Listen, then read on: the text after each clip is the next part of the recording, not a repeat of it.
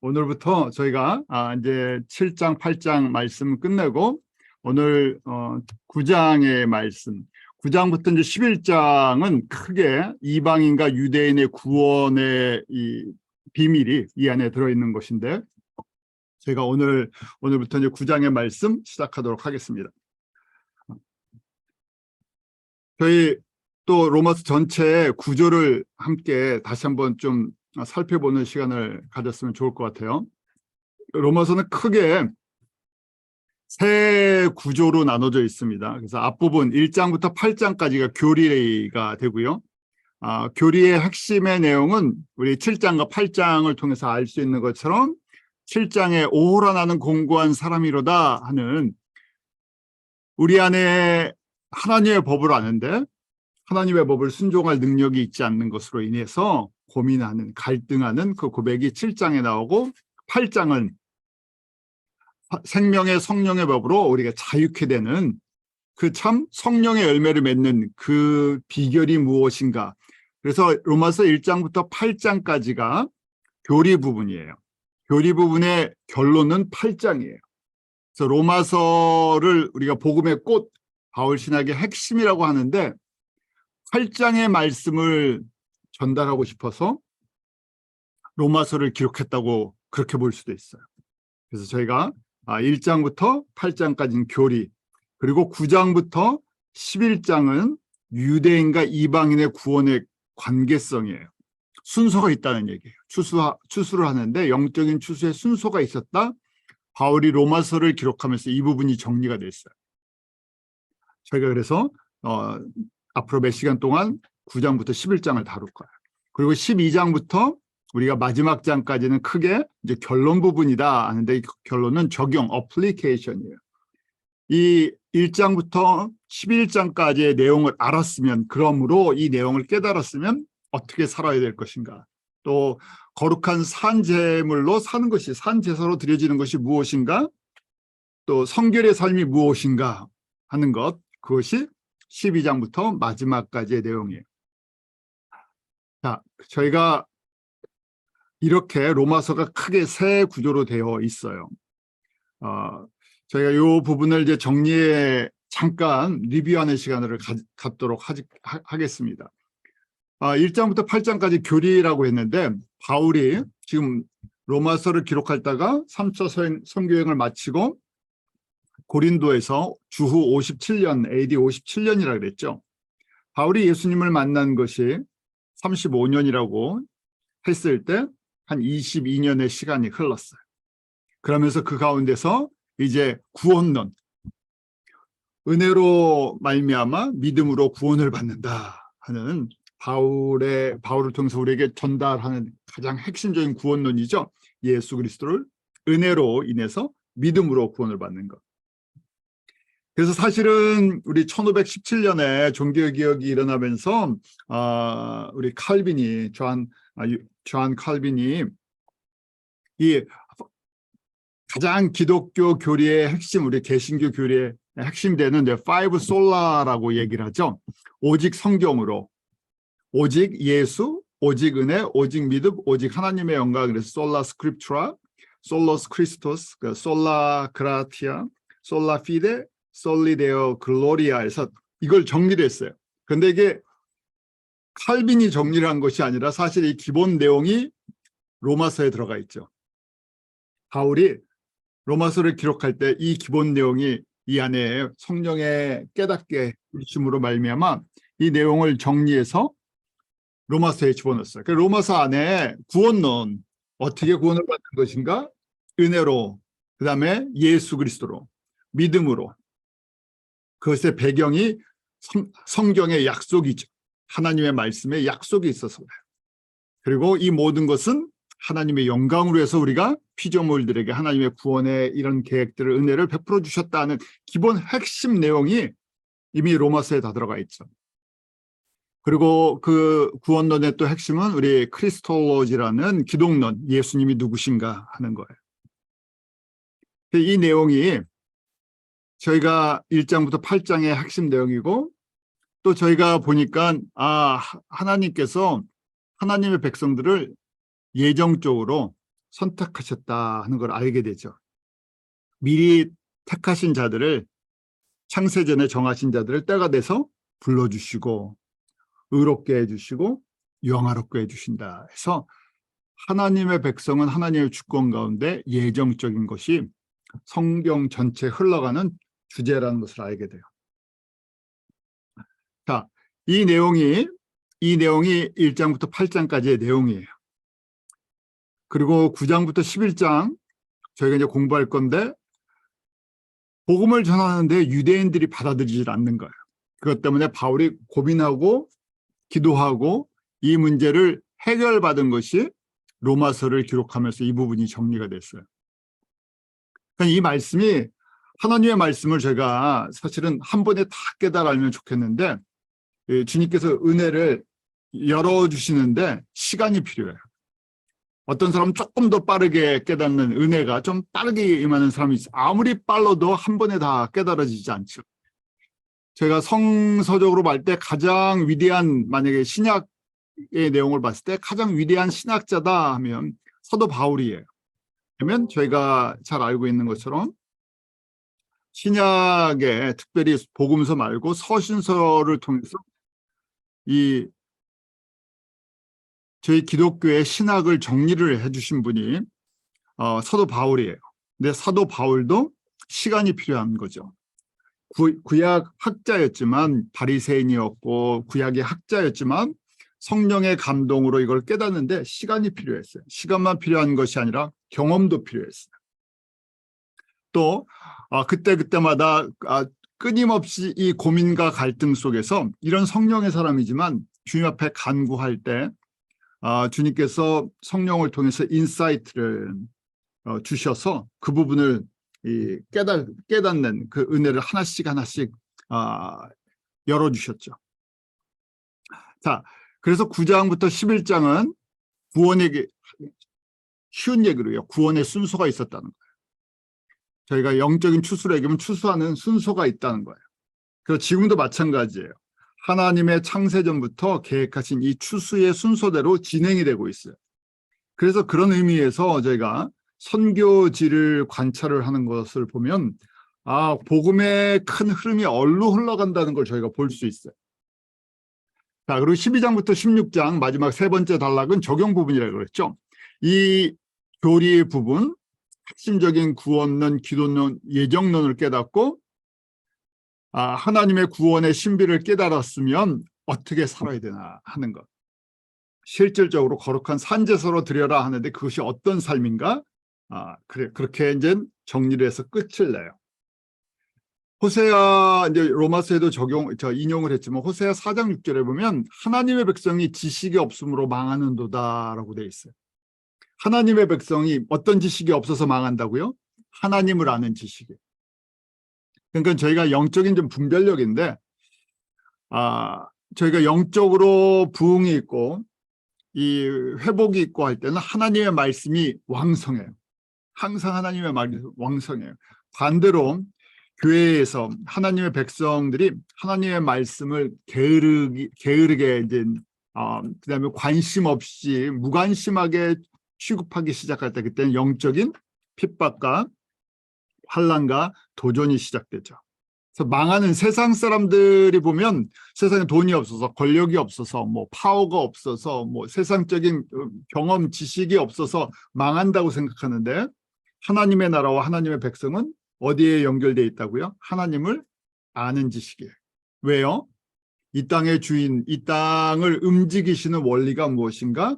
하나님의 백성들에게 하나님을 아는 지식을 교육시키기 위해서 허락하셨다는 거예요. 그래서 저희가 보는, 세상을 보는 눈과 하나님을 알지 못하는 사람들이 세상을 보는 눈은 완전히 다르죠.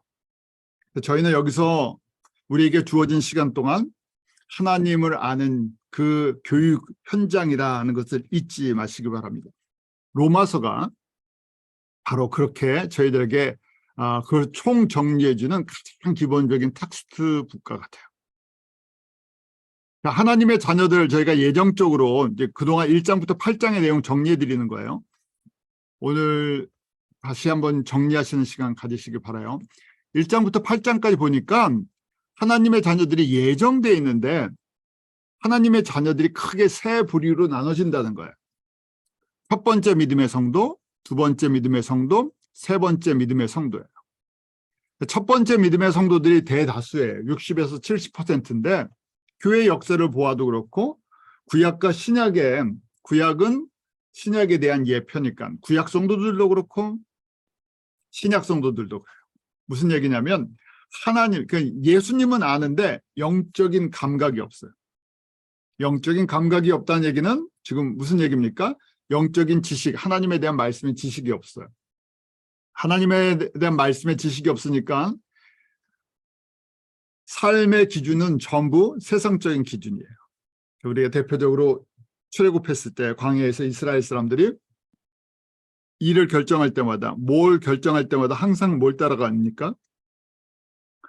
옛날 애굽에서 살던 삶의 방법을 취해요.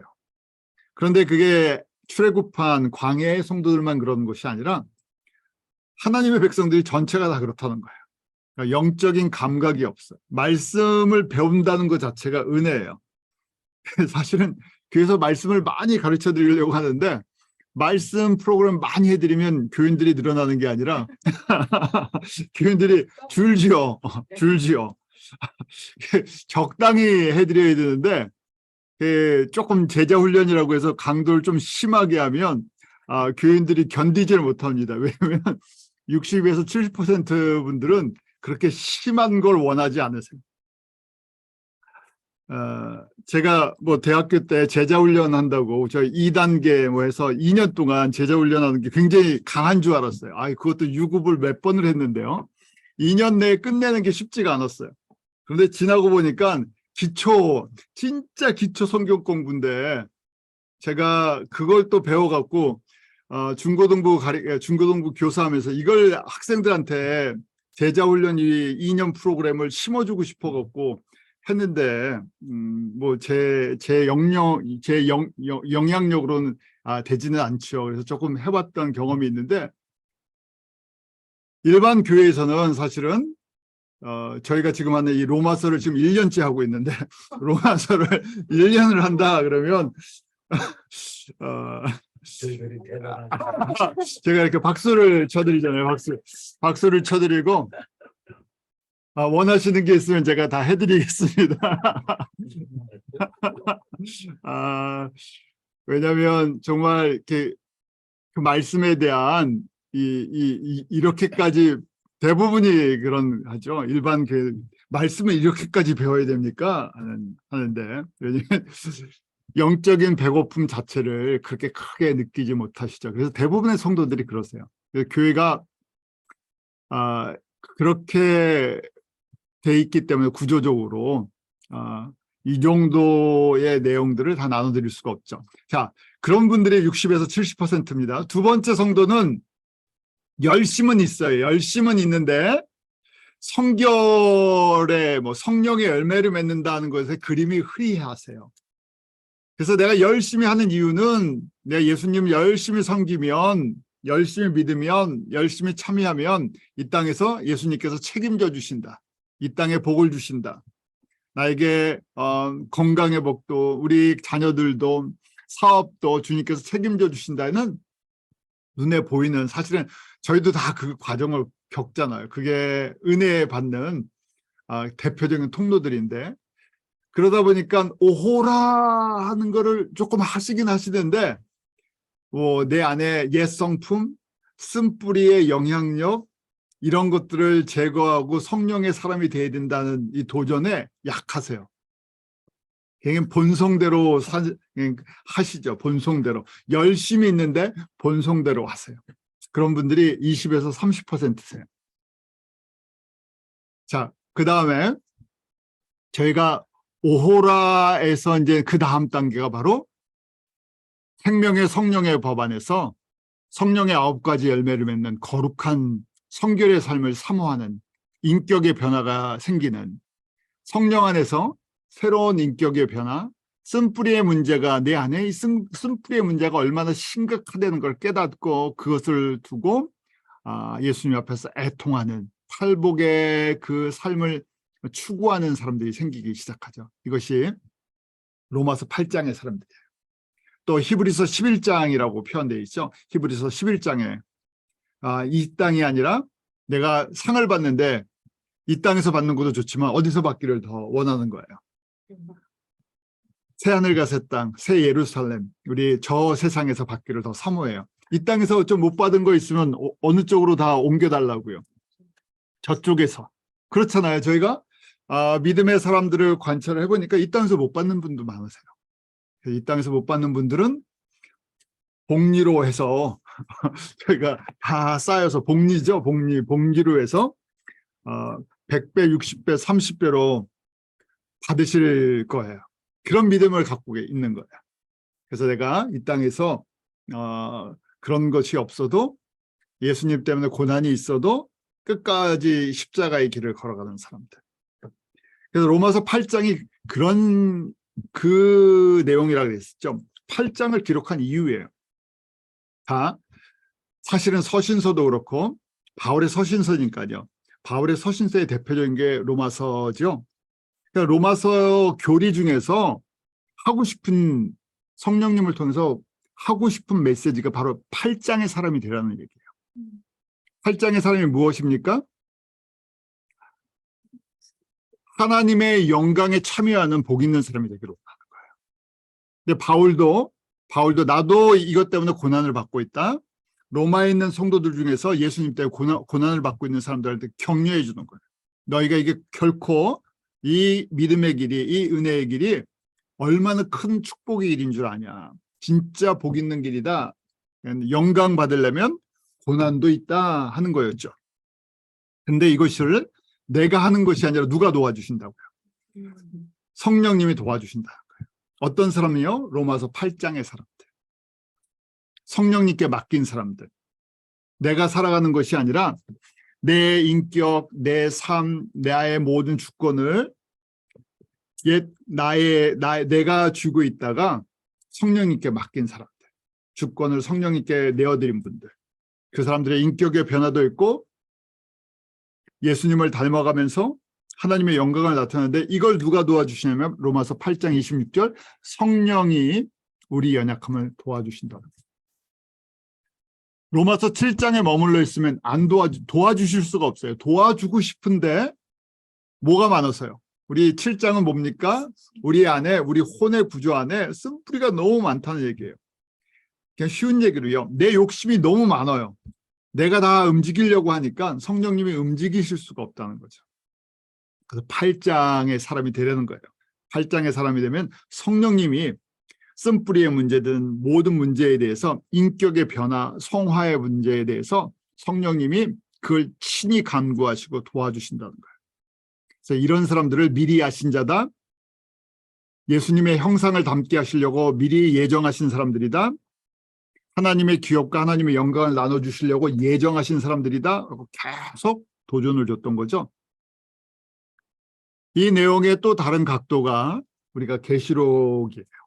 계시록도 똑같이 고난 가운데 있는 성도들에게 십자가의 길이 값진 길이다 하고 보여주면서 우리 계시록의 그 마지막 모습은 신부의 모습으로 보여져요. 예수님의 너희들이 신부다. 그래서 신부들이 누릴 영광과 신혼집을 보여주시는 것이 새 예루살렘이라고 했었죠. 그래서 새 예루살렘은 천국의 핵심, 새하늘과 새 땅의 핵심 지역인데 거긴 누가 들어가나? 신부들이 들어가요. 그래서 모든 성도들이 신부로 부름을 받았다고 볼 수도 있지만 신부로 예비되는 사람들이 어떤 사람들인가? 세 번째 그룹에 속하는 성도들이라는 얘기예요. 그래서 이렇게 나누게 좀 그런데요. 그 질문들 많잖아요. 천국이 계층 사회다 그러면 아니 천국에도 계급이 있습니까? 천국에도 뭐 이렇게 나누는 게 있습니까? 이 땅에서도 그런 것 때문에 스트레스 받는데 그게 무슨 천국입니까? 하고 하는데 천국의 계층은 이 세상의 계층이랑 다른 거라 그랬었죠. 영광의 차이가 있는데 하늘에서 높은 자, 하나님 나라에서 높은 자는 어떤 자라고 예수님께서 말씀하셨죠? 이 땅에서 자기를 낮추는 자, 예수님을 위해서 기꺼이 자기 생명을 드리는 자. 그래서 우리 servant leadership이라고 이야기를 하죠. 섬기는 종이다. 그래서 예수님께서 보여주셨어요. 예수님께서 하늘에서 높은 자리에, 가장 높은 자리에 앉으셨는데 어떤 과정을 겪으셨나? 모든 영광과 권세를 포기하시고 이 땅의 죄인들, 저희를 위해서, 죄인들을 위해 오셔서 기꺼이 모든 죄를 감당하시는 죄인이 되셨죠. 다 베풀어 주셨어요. 그래서 가장 낮은 자리까지 내려가시고 그때 하나님께서 높이셔서 하나님 보좌 우편에 앉히셨다고 돼 있죠. 똑같은 과정이에요. 그런 계층이 있다는 거예요. 그때 하늘의 영광을 누릴 권세가 생긴다는 거예요. 그래서 저희가 로마서를 보니까 두 가지 법이 우리 마음속에 있군요 하는 것을 알게 됐죠. 하나는 성령의 법, 또 다른 말로는 마음의 법, 하나님의 법. 그리고 다른 법은 죄의 법, 죄와 사망의 법, 쓴뿌리의 법, 두 가지가 싸운다 그랬어요. 그래서 이 싸우는 구조가 우리가 옛날에는 우상을 섬기는 우상의 제단이었는데 예수님을 나의 마음에 모셔드리고 나서 하나님의 성전으로 바뀌었어요. 그런데 안에 내부 구조는 안 바뀌었다는 얘기예요. 주인만 바뀌어놨지 나머지는 그대로예요. 그래서 그대로 우상을 섬겼던 법과 내 마음속에서 이제 새로 주인으로 모신 예수님이, 성령님이 같이 공존을 하는 구조예요. 그런데 너무 오랫동안 우상을 섬기는 죄의 법, 사망의 법, 나의 쓴뿌리의 법, 내 성품이 너무 강해서 성령님께서 이게 정리될 때까지 가만히 계신다는 얘기예요. 그래서 놔두면 죄의 법이 항상 이기게 돼 있어요. 히브리서 12장 15절에는 이걸 쓴뿌리라고 표현되어 있죠. 그래서 쓴뿌리 때문에 하나님의 은혜에 이르지 못하고 나도 괴롭고 다른 사람도 괴롭게 한다는 거예요. 두 마음이 있으니까요. 그래서 원치 않는 것을 행하는 모습을 보이는 것, 성령의 열매를 맺지 못하는 것을 7장에서 보여주죠. 저희가 그래서 7장을 이해하시려면 제가 그 성전의 구조를 보여드렸었죠. 다 외우시죠?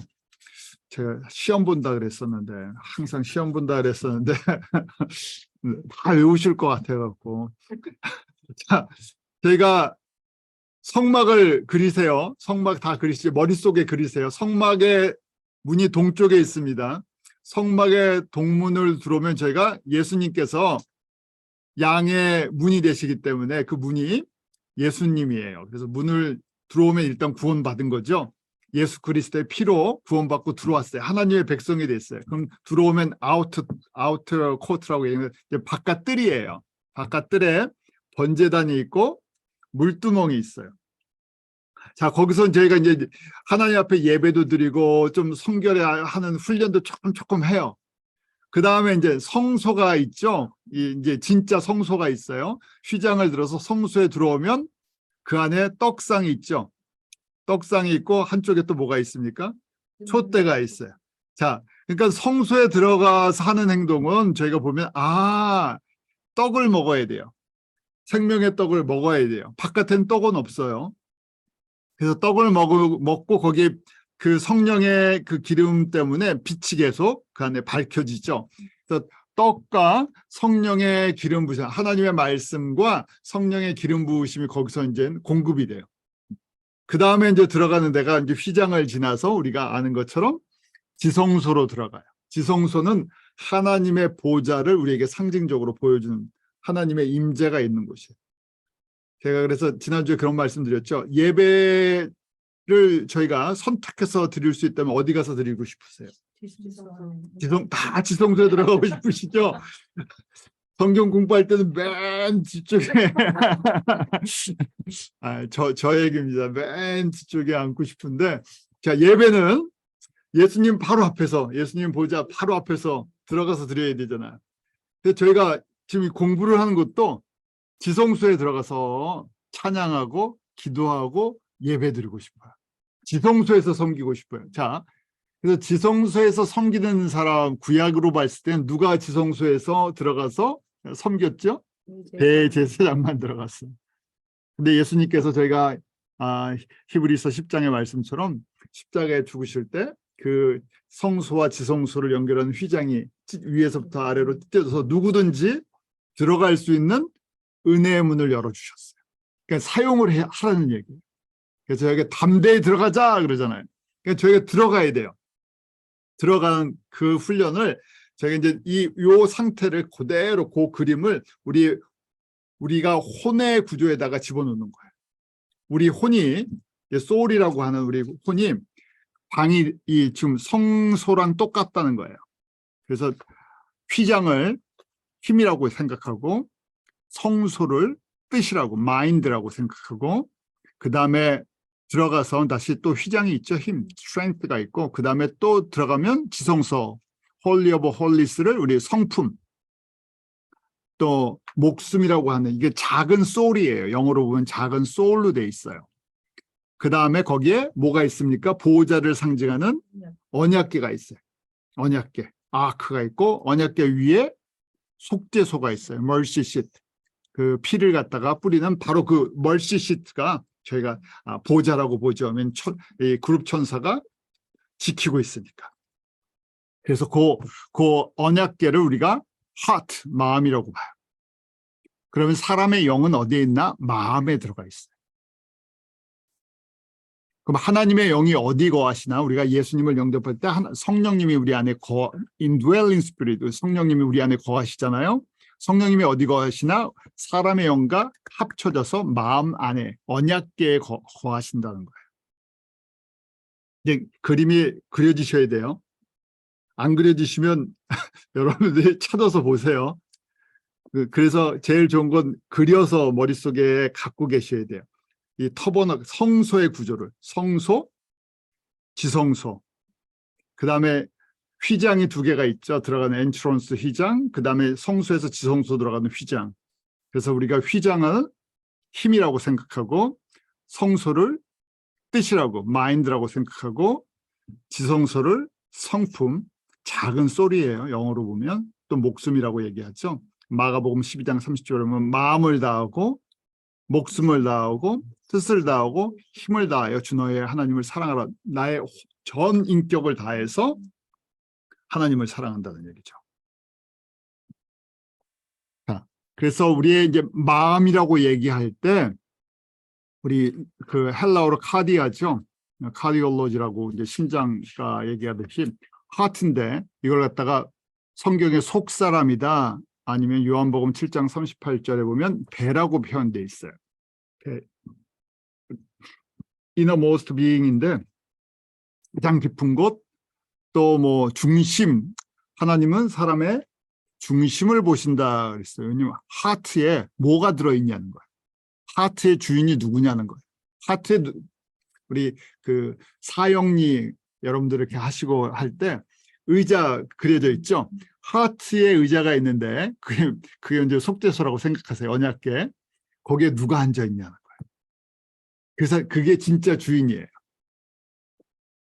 그런데 거기에 성령님이 그러니까 예수님이 앉아 계셔서 성령님이 계시는 거죠. 하나님의 영이 거하시는 것. 그럴 때 우리가 거듭났다. 정확한 의미로는 주인이 바뀌었으니까. 자, 이 상태인데 근데 아직 구조는 바뀌지 않았죠. 주인만 바뀌었어요.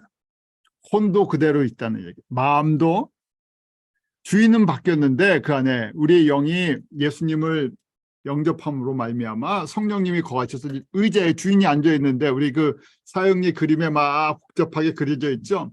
근데 이게 중심에 있다고 하는데 사실은 중심에 있는 것 같지가 않죠. 너무 주변에 영향력이 너무 많아갖고 과거에 나의 쓴뿌리들, 나의 성품들, 나의 생각들이 가득 차 있어 더러워요. 성령님이 가만히 계세요. 움직이지 않고. 그 상태가 우리가 성령의 열매가 맺지 않고 옛 육신대로 살아가는 육신의 소욕대로. 급하면 뭐가 나옵니까? 육신의 소욕대로 사는 삶이 나와요. 이거는 신앙의 연수랑 상관이 없죠. 얼만큼 이 부분을 내가 성령님 안에서 다뤘냐 하는 거예요. 그래서 말씀 묵상을 통해서 얼만큼 그래서 우리가 이걸 성결이다, 성화다, 이건 라이프롱 주님을 만날 때까지 해야 하는 거다 하는 거죠. 자, 여기까지가 7장과 8장의 내용이에요. 그래서 성령님께 이걸 맡기기 시작하면 성령님이 보혜사 성령님이 도와주신다 그랬죠. 보혜사 성령님을 보내주신 중요한 이유가 이 부분을 우리에게 새롭게 해주시기 위해서 그래요. 그래서 항상 보혜사라는 우리 파라클레토스의 그 기능을 잘 인식하시자 그랬죠. 내 옆에서 내가 초청할 때 들어와서 나를 도와주시는 분, 나의 변호자, 나의 대언자, 나를 새롭게 하시는 분. 내 안에 이 성전이 내 혼의 하나님의 성전인데 이걸 누구보다도 깨끗하게 만들어주고 싶어 하세요. 그런데 인격적이셔갖고 참 그냥 강제로 해주시면 참 좋으실 텐데 그냥 와서 막 청소를 다 해주시면 얼마나 저희가 쉽게 하겠어요. 근데 저희가 갖고 있는 의지와 감정과 지식을 가지고 그것까지 다 내려놓기로 원하세요. 고백하게. 그 과정 속에서 조금씩 변화되어 가는 과정이 성결의 과정이에요. 그래서 어떤 성도도 넘버원 성도에서 갑자기 3번이 되지 않아요. 시간이 필요해요. 그래서 바울도 그랬고 누구나 다 마찬가지죠. 넘버원 성도로 사는 기간이 있어요. 이분 넘버 3 성도로 세 번째 유형의 성도로 예정받았다고 하지만 성장 과정이 있어요. 그래서 어느 정도 이걸 거치게 돼 있죠. 이스라엘 사람들이 다 함께 홍해를 건너서 다 광야에 들어갑니다. 똑같이 출애굽을 해서 광야에 40년을 보내요. 그런데 40년을 보냈는데 40년 광야 학교를 다 졸업한 건 아니었죠. 거기서 1세대는 다 죽었어요. 1세대 여호수아 갈렙만 거기를 통과했어요. 그 학교를. 그리고 1.5세 2세대들 광야에서 어렸을 때 들어온 이스라엘 백성들이나 거기서 태어난 사람들이 훈련을 받고 그 과정을 끝냅니다.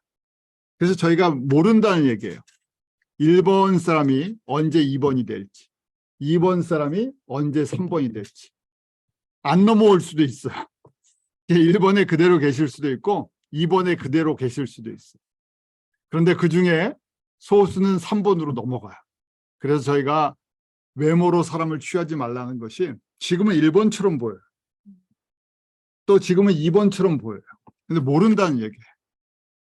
그래서 저희가 있는 그 모습대로 저희가 받아주는 훈련을 갖다가 특별히 몇 번의 성도가 되시려면 하셔야 됩니다. 세 번째 성도가 되려면 그런 훈련을 하셔야 된다. 어렵죠. 나도 그 과정 속에 있는데 그런 분들을 보면서 인내할 때도 있고 또 은혜를 베풀 때도 있고 그러면서도 분별력이 필요해요. 왜냐하면 1번에서 2번으로 넘어오는 사람처럼 보이기도 하는데 아닌 사람들도 있고 저희가 참 어렵죠. 특별히 이제 사역자들이 될 때 어려워요. 사역자들인데 3번의 모습들이 있어야 되는데 1번의 모습이 있는 사역자들이 있어요. 참 그거 어려워요. 같이 그 안에 있을 때 그 부분을 어떻게 해야 될까 하는 것들이 그래서 저희가 이 구조를 알면서 성령님의 지혜와 또 은혜를 항상 구할 수밖에 없죠. 시간이 필요한 과정이기 때문에. 여기까지가 7장과 8장의 내용을 다 정리한 거고 오늘 9장으로 넘어갑니다. 9장으로 넘어오면서 9장 1절에 내가 그리스도 안에서 참말을 하고 거짓말을 아니하노라. 내게 큰 근심이 있는 것과 마음에 그치지 않는 고통이 있는 것을 내 양심이 성령 안에서 나로 더불어 증거하노니. 갑자기 주제가 바뀌어요. 이 주제는 뭐냐면 내가 참말을 한다 그랬죠. 현재형이에요. 거기에 보면 참말을 한다고 되어 있는 이것은 현재형으로 표현되고 있어요. 과거의 어느 시점부터 이게 진짜 고민이었다는 거예요. 바울이 사도인데 로마서를 기록하고 있을 정도로 영성이 깊은 저희는 도저히 어떻게 보면 따라갈 수도 없는 수준인데도 고민이 있었다 그래요. 그 큰 근심과 마음에 그치지 않는 고통이니까 무슨 얘기입니까? 참 이게 모순인데 쉬지 말고 기도하라고 범사에 감사하라 이렇게 데살로니가에서 말해놓고 뭐라고 얘기를 하고 있어요? 그런 세상적인 근심은 아닌데 영적인 근심과 고통이 있다는 거예요. 24시간 365 이게 해결이 안 된다는 거예요. 그 내용이 뭐죠? 왜 내 민족, 이스라엘 민족은 복음을 받아도 제일 먼저 받았었고 누구보다도 예수님을 알아도 예수님을 믿어도 제일 많이 믿고 제일 열심히 해야 되는데 안 받아들인다는 거예요. 복음을 바울이 항상 바울의 전략이 그랬어요. 어느 곳을 가나 먼저 그 지역에 회당이 있나 찾았죠. 유대인들에게 먼저 복음을 전했어요. 가장 가까운 사람들이기 때문에. 근데 유대인들이 복음을 받아들이질 않아요. 아니 너무나 쉽게 받아들일 것 같은데. 왜냐하면 구약의 모든 말씀이 누구에 대한 예언의 말씀이에요? 예수님에 대한 말씀이에요. 차고 넘쳐요. 그 다음에 예수님이 직접 이 땅에 오셔서 예루살렘에서 또 갈릴리에서 말씀하시고 보여주시고 십자가에 죽으시고 3일 만에 부활하셔서 능력으로 하나님의 아들인 것을 보여주셨어요. 그 많은 증거들을 갖고 있는데도 믿지를 않는 거예요. 그래서 그것이 큰 근심과 마음의 고통. 왜라는 것이 끊임없이 왜 안 믿습니까? 하는 거예요. 이해가 되지 않는 거예요. 반대로 이방인들 하나님의 말씀도 알지 못하고 구약적인 관점으로 보면 택함을 받지 못했다고 버림을 받았다고 생각하는 사람 중에서는 허다한 사람들이 예수님 앞에 나와요. 이게 바울이 풀리지 않는 이방인의 사도였지만 이게 풀리지 않는 지금 로마서를 기록할 때까지 풀리지 않은 거였어요. 그런데 로마서를 기록할 때쯤 지금 1장부터 8장이 정리되면서 영성이 이 정도 되니까 그 다음 때가 되니까 지금 성령님께서 이 예수님께서 성령님을 통해서 왜 내가 이렇게 하는지 아냐 하고 이 부분을 가르쳐주기 시작하신 거예요. 이게 하나님의 신비인데 하나님의 주권 가운데 하나님의 의도적으로 이렇게 하신다는 거예요. 그래서 신비, 미스터리라고 얘기를 하죠. 사람으로는 이게 이해가 되지 않는다는 거예요. 근데 이걸 하나님께서 창세전부터 준비하셔갖고 때가 돼서 이제 바울의 그릇이 이걸 담을 수 있을 때가 되니까 가르쳐주기 시작하세요. 저희도 마찬가지. 로마서 1장부터 8장까지가 정리가 되면 이 메시지가 들어올 수 있어요. 그러니까 1장부터 8장이 정리가 잘 안 되면 쉽게 말해서요. 구원론과 기독론과 예정론에 대한 핵심적인 이런 것들이 정리가 되지 않으면 9장부터 11장의 내용이 이해가 잘 안 된다는 얘기예요. 때가 돼서 지금 성령님께서 바울을 통해서 열어주셨다 하는 거예요. 바울이 그동안에 얼마나 이걸 갖고 고민을 했는지 거기 뭐라고 되어 있습니까? 내 양심이 성령 안에서 나로 더불어 증거한다. 이게 내 기도 제목이라는 얘기예요. 틀리지 않는. 근데 더불어 증거한다고 되어 있죠. 그 헬라어로 숨 마르트레오라고 되어 있어요. 숨이라는 게 with이고 마르트레오가 마르투스라는 그 증인 to test 이 두 단어가 합쳐진 거예요. 그래서 더불어 증거한다. 그러니까 성령님이랑 내 영이 내 마음속에 있는 양심, 내 속에 있는 성령, 이 양심과 성령님이 동시에 증거를 하고 있다는 거예요. 증인이라는 얘기예요. 성령님이 내가 이거 갖고 얼마나 기도를 했는지.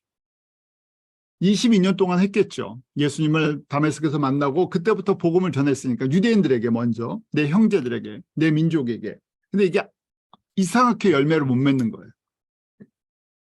그래서 지금 로마서를 정리할 때쯤 이것이 이제 정리가 된 거예요. 저희도 이 말씀이 저희는 많이 들어서 어떻게 보면 다 아시는 말씀이에요. 저희가 대단한 은혜를 받았죠. 바울이 무려 22년 동안 하나님의 인도하심과 성령의 깨닫게 하심 속에서 깨달은 거를 저희는 다 알고 있어요. 그러니까 뭐 어떻게 보면 바울과 같은 영성을 저희가 다 갖고 있다고 저는 믿습니다. 바울이 고민하는 얘기를 하는 거죠. 3절에 보면 나의 형제 곧 고륙의 친척을 위하여 나의 형제 이스라엘 사람들 유대인들 고륙의 친척들을 위해 내 자신이 저주를 받아 그리스도에게서 끊어질지라도 원한다. 내 생명, 내 구원, 나의 모든 거 다 걸고 고륙의 친척이니까 혈연, 내 피와 같은 나와 피를 나눈 내 민족이 구원받는 것 때문에 내가 다 쏟아부어도 좋습니다. 진짜 구원을 잃어버려도 된다는 얘기는 아니죠. 그만큼 간절했다는 얘기예요. 나의 모든 걸 다 쏟아보았다는 거죠. 원하는 바다 그런 것이 이제 과거 가정법이에요. 과거부터 그렇게 되기를 간절히 바랬다는 거죠. 자기 민족 구원을 위해서. 왜 그렇게 했습니까? 이 복음이 절대적으로 필요하기 때문에. 유대인에게나 바울의 로마서 1장에 이 복음, 유대인이나 이방인에게 구원을 주시는, 생명을 주시는 하나님의 능력이 되기 때문에 절대적으로 필요한 건데, 이 귀한 거를 내 민족이 받아들이지 않는 것에 대해서 그 정도로 안타까웠다는 거예요. 그래서 이스라엘 백성들, 자기 민족이 복음을 받아들이지 않으면 그게 끝나는 것이 아니라 멸망당하는 거죠. 그러니까 이런 의문이 있었던 거예요, 바울이. 하도 복음을 받아들이지 않으니까 그러면 하나님이 유대인들을 버리셨습니까? 포기하신 겁니까? 왜냐하면 22주 사역을 하면서 1차, 2차, 3차 선교 여행을 하면서 복음을 전할 때마다 유대인들이 받아들이지 않는 거예요. 더 핍박을 하는 거예요. 그러니까 무슨 생각을 하게 됩니까? 정말 유대인들은 구약으로 사용받고 폐기된 겁니까? 이 사람들을 버리신 겁니까? 하는 의문을 갖게 될 수밖에 없었어요. 그런데 바울이 그렇게 얘기하죠. 하나님은 그럼 약속 어떻게 된 겁니까? 하고 거꾸로 이게 이제 변호하는 것처럼 나오죠. 구약의 말씀에 하나님의 말씀에 약속하지 않으셨습니까? 하고 거꾸로 따지는 거예요. 그래서 9장 4절에 보면 이스라엘 사람이라 저희는 하나님의 백성, 언약 백성이라는 거죠. 저에게는 양자됨과 영광과 언약들과 율법을 세우신 것과 예배와 약속들이 있지 않습니까? 구약의 이스라엘 백성들에게 약속하신 것, 언약하신 것이 있지 않습니까? 그거 왜냐하면 하나님은 언약하시고 지키시는 여호와이시기 때문에 그래요. 신실한, faithful하신 분이기 때문에. 그러니까 진짜 낙심한 것 이 안에 이게 이제 이 안에서 이 갈등을 하는 거죠. 분명히 하나님은 언약을 하시는데 왜 이렇게 이 시간이 흐르도록 아무 답이 없습니까? 거꾸로 반대의 모습이 있습니까?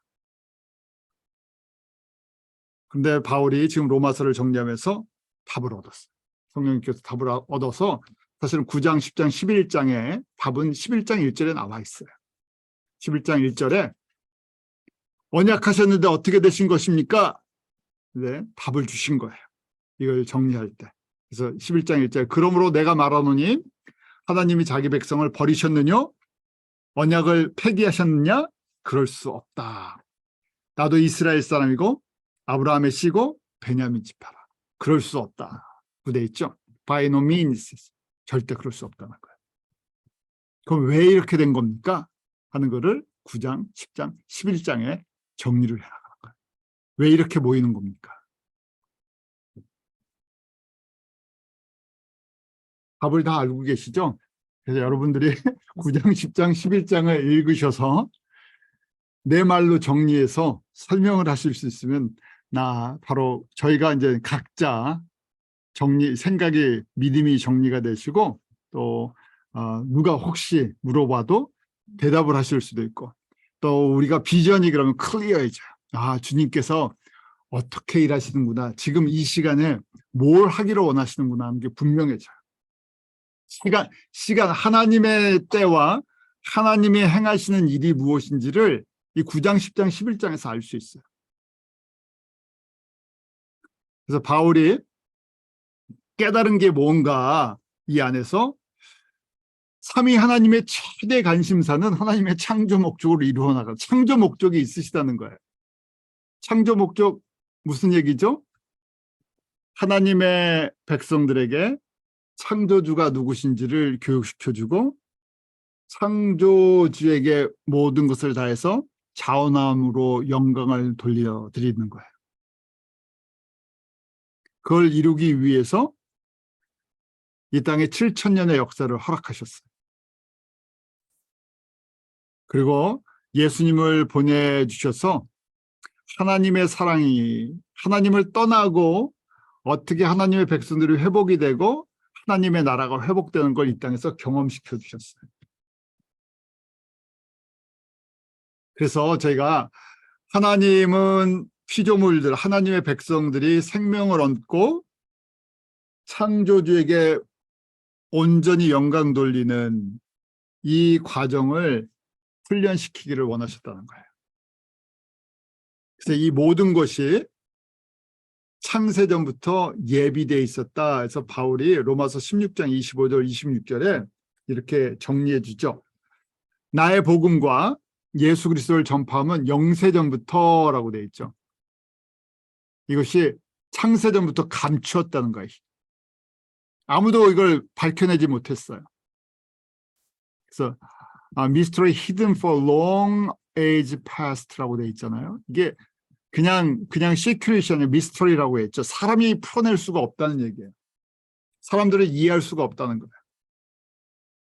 하나님이 창세전부터 감췄다가 때가 돼서 예수님을 통해서 밝혀주기 시작하셨어요. 또 때가 돼서 성령님을 통해서 하나씩 가르쳐 주셨어요. 특별히 저희는 어느 시대에 살고 있습니까? 마지막 주님 오실 때 가까운 시대예요. 정확하게 언젠지는 모르지만 그래서 어느 때보다도 거의 모든 신비한 것들이 다 드러나는 시대에 살고 있어요. 근데 이걸 알려면요, 하나님의 말씀을 비추어 봐야 돼요. 왜냐하면 그냥 사람들이 얘기하는 것이 아니라 하나님의 말씀이 정말 이렇게 여태까지 진행되어 왔습니까? 하나님의 언약이 이렇게 진행되어 왔습니까? 하는 걸 저희가 비추어 봤을 때 앞으로 어떻게 흘러갈 것인지 이미 언약되어 있으니까 그걸 볼 수가 있죠. 그래서 저희가 이렇게 크게 보니까 성경에 하나님께서 두 종류의 사람을 만드셨다는 거예요. 자, 하나는 하나님의 백성, 다른 쪽은 사단의 백성이 있어요. 저희가 근데 이게 구별이 되기 쉽지 않죠. 왜냐하면 우리 다 똑같이 사단의 백성, 죄인이었다가 때가 돼서 불러주셔서 예수님을 영접하고 하나님의 자녀로 바뀌었어요, 신분이. 누가 반응을 하는지를 몰라요. 얼굴 보고 모르죠. 이름 보고도 모르고요. 또 때가 다 달라요. 그때는 예수님을 안 받아들였는데 어느 때 예수님을 받아들이는 때가 또 있죠. 그래서 하나님의 예정적인 권세 속에서 예정되어 있는 하나님의 백성들이 있다는 거고, 근데 끝까지 안 믿는 사람이 있어요. 아무리 저도 안 믿는 사람이 있어요. 저희가 사단의 백성이었구나 하고 봐요. 자, 또 하나님의 백성인데 같은 하나님의 백성인데도 크게 민족적으로 두 부류예요. 이방인 하나님의 자녀, 아브라함, 혈통적으로 우리 이스라엘이라고 그러죠. 아브라함의 자녀들. 아브라함의 자녀는 사실은 또 그 안에 보면 이스라엘, 이삭의 자녀가 있고 크게 이스마엘 자녀가 있어요. 저희가 그래서 합쳐서 이스라엘과 성서적인 아랍 사람으로 구별이 돼요. 자, 아브라함 자녀를 구원하시는 걸 저희가 7년 환란 때부터 본격적으로 하시지 않을까? 성서적인 내용으로 봤을 때. 그래서 이 이슬람권, 저희가 얘기하는 아랍 중동 사람들이 예수님 앞에 돌아오는 시기는 이스라엘 사람들이 돌아오는 시기와 비슷하지 않을까? 특별히 7년 환란 가운데 깊은 환란 속에서 그들이 복음을 받아들일 거라고 한번 보고 있어요. 또 하나님의 백성도 저희가 지금 구별하는 거에 따라서 첫 번째, 두 번째, 세 번째 유형의 성도들이 있어요. 그러니까 이렇게 다 분류가 돼 있어요. 또 이분 세 번째 성도라고 해도 거기에 또 달란트 받은 사람들의 그 양이 다르죠. 5달란트, 2달란트 받은 것처럼 달란트 받은 양이 달라요. 그렇지만 달란트 양이 다르지만 칭찬은 어떻습니까? 마태복음 25장에 보면 5달란트 갖고 5달란트 남긴 사람이나 2달란트 갖고 2달란트 남긴 사람 칭찬이 같아요. 그러니까 저희가 사역을 크게 했다고 영광을 많이 받는 게 아니라 얼마나 충성스럽게 맡은 것 같고 하느냐 하는 거예요. 그러니까 남의 사역 비교할 필요는 없다는 거예요. 내가 받은 것 같고 충성스럽게 그 일을 맡은 일을 잘 감당하면 되죠. 자, 그래서 저희가 이것이 창세전부터 예비되었는데 이 과정을 통해서 7,000년의 역사를 허락하셔서 이 과정을 통해서 그리스도의 사랑을 알게 하시는 거예요. 그 사랑의 넓이, 길이, 높이, 깊이가 어떠한지를 깨달아서 하나님의 이 충만하신 충만함으로 우리가 하나님의 이 사랑을 담을 수 있도록, 그릇에 담을 수 있도록 이걸 깨닫게 해주세요. 그냥 사실은 훈련을 많이 받으면 좋죠. 훈련을 받으면 무슨 얘기입니까? 그릇이 커진다는 얘기예요. 두 가지 가능성이 있어요. 보니까요. 훈련을 받으면서 그릇이 작아지는 사람이 있어요. 너무 상처가 많다 보니까 이게 이제 자꾸만 마음의 문이 닫혀갖고 작아질 수도 있어요. 그런데 일반적으로 훈련을 받으면 어떻게 됩니까? 커져요. 그릇이 훈련을 허락하시는 이유가 무엇일까? 넓이야 길이와 높이야 깊이를 크게 만들어 주시려고. 그러니까 아무도 강한 훈련을 원하는 사람은 아무도 없어요. 그렇잖아요. 예수님 믿고 평안한 게 좋죠. 저희가 뭐 큰 욕심이 있는 게 아니라 다 평안한 걸 원해요. 근데 하나님께서 예정하신 그 그릇에 따라서 훈련을 시켜주세요. 훈련을 받을 때 너무 힘든데 그 안에 감사할 수 있는 것은 이 과정을 통해서 하나님의 충만한 것을 담도록 하나님의 그릇이 커져야 하나님의 이 지혜도 커지고 하나님의 신비를 담을 수가 있어요. 하나님의 신비가 로마서 11장, 이제 9장, 10장, 11장에 핵심 신비가 뭡니까? 11장 25절, 26절 항상 강조시켜드렸죠. 이거 꼭 아셔야 된다고. 왜냐하면 이 신비는 이방인의 충만한 수가 들어오기까지 이스라엘의 더러움은 완악하게 된 것이라 구원의 순서가 있었다는 거예요. 이스라엘이 왜 이렇게 안 믿습니까? 답은 이거예요. 바울에게 가르쳐준 답. 성령님께서 이거 갖고 바울이 목숨을 걸고 기도를 했는데 하나님의 언약을 붙들고 기도를 했는데 답은 무엇인가? 순서가 있었다는 거예요. 이방인 가운데 있는 하나님의 백성의 숫자를 채운 다음에 이스라엘을 구원하겠다. 그때까지 이스라엘을 어떻게 하겠다고요? 영적으로 눈이 어둡게 만들어. 어떤 방법을 통해서도 눈이 안 떠진다는 거예요. 그래서 그렇게 하나님께서 진행시키신다는 거예요. 자, 여기까지가 지금 1장 바울의 큰 근심에 대한 이 9장, 10장, 11장을 기록하게 된 서론이에요. 서론하면서 제가 답을 미리 조금 드렸어요. 왜 이게 중요하냐면 저희가 왜 복음을 땅끝까지 전해야 됩니까? 하는 것과 연결이 되어 있고 왜 이방인의 숫자를 채워야 됩니까? 연결이 되어 있어요. 뭘로 채워야 됩니까? 어떻게 전해야 됩니까? 왜 우리가 로마서 12장의 삶, 거룩한 산제사로 드려야 됩니까? 이 내용이 들어가 있기 때문에 그래요. 이 내용이 없으면 저희가 방향이 없어져요. 내가 은혜로 구원을 받고 3장에 만약에 세 번째 유형의 성령의 사람이 됐습니다. 그럼 거기서 끝나는 것처럼 보여요. 성령의 열매 맺는 걸로 끝나는 것처럼 보이는데 그게 아니라 남은 숙제가 있다는 얘기예요. 그 남은 숙제가 무엇입니까? 9장부터 11장을 저희가 볼 때 이게 진행형이구나. 이게 어떻게 진행형이 이 땅에서 세 번째 유형의 사람을 통해서 성령의 사람을 통해서 원하시는 것이 이 일이라는 얘기예요. 그 바울이 그래서 이걸 집어넣은 겁니다. 저희 같이 기도하고 마치도록 하죠. 하나님 참 감사합니다. 한 해를 정리해 나가는 이 시간에 다시금 로마서의 말씀을 통해서 저희가 주님의 은혜 가운데 한 해를 마무리 짓게 하시고 또 다가오는 2024년도 주님께서 주시는 새로운 비전을 가지고 믿음을 가지고 달려나갈 수 있는 은혜를 베풀어 주시옵소서.